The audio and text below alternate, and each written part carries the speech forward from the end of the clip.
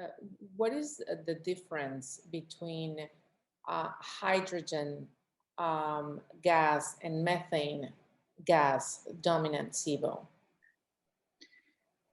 Yeah, so like I mentioned before, there's different types of bacteria that can overgrow in the small intestine, and then we categorize them by the type of gases they're producing.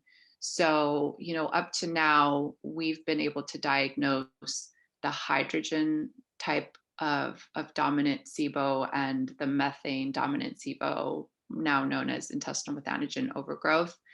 And it's basically just referring to what a patient has most overgrown in their small intestine. So it's not uncommon for them to have a mix of both types of bacteria in there. That can happen. It's just what they're dominant in is how we express it, right? Whether they have the hydrogen dominant SIBO or the methane dominant SIBO.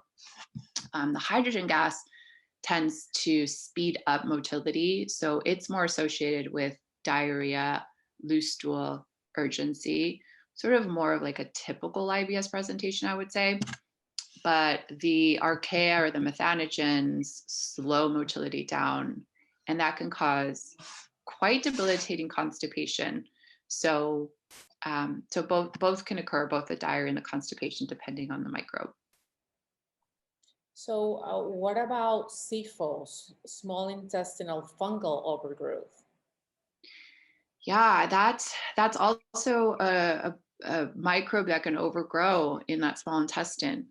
And it's basically fungus overgrowth. Most patients are familiar with Candida, and it can certainly be a candidal species that overgrows there, but not necessarily. There are a bunch of other species that can overgrow.